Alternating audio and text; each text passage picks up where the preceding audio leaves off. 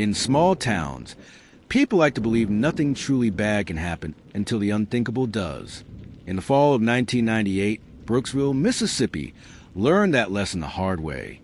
When 14-year-old Jamal Carter, a boy known for his smile, his love of basketball, and his kind heart, vanished without a trace. What started as a desperate search for a missing child would soon uncover secrets that no one in Brooksville was prepared to face. Jamal disappeared on his way home from a basketball game one quiet autumn evening. His family expected him home for dinner, but the minutes turned into hours, and by nightfall, worry had spread through the neighborhood. Brooksville wasn't the kind of place where kids went missing.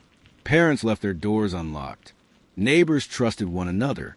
But now, a child had vanished, and fear wrapped itself around the town like a shadow.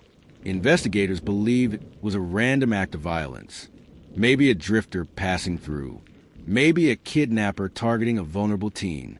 Roadblocks were set up, volunteers combed the woods, and nightly prayer vigils filled the local church. But despite everything, no trace of Jamal surfaced. Then weeks later, a chilling revelation surfaced. One of Jamal's close friends admitted that Jamal had been uneasy before his disappearance.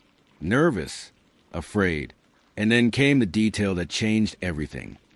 Jamal had told him about an older man in uniform who warned him to stay quiet about something he had seen near the police station.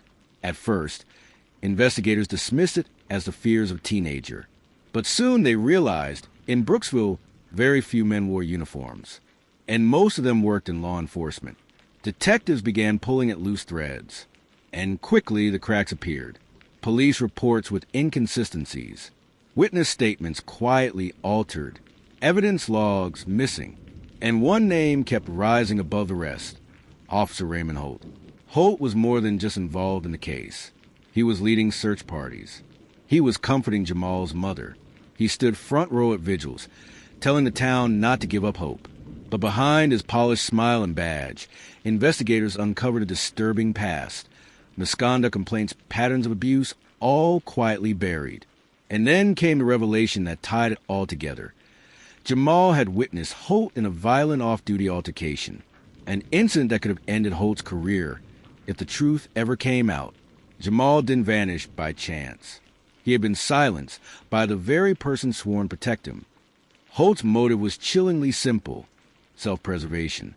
Exposing the altercation would have destroyed him, his job, his reputation, his power in the community. And so, he did the unthinkable. He chose to eliminate a witness. For Jamal, a boy who believed a uniform meant safety, that misplaced trust proved fatal. When Holt was finally arrested and charged, Brooksville was left in shock.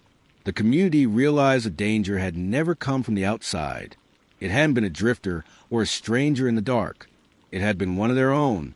For Jamal's mother, Evelyn, justice came, but peace did not. At sentencing, she said, "They didn't just take my child. They took this town's innocence." And decades later, Brooksville still remembers Jamal Carter. His story lingers as a reminder that sometimes the monsters we fear aren't strangers lurking in the shadows. Sometimes they're hiding in plain sight, wearing a badge. So I'll leave you with this question. How well do you really know the people sworn to protect you?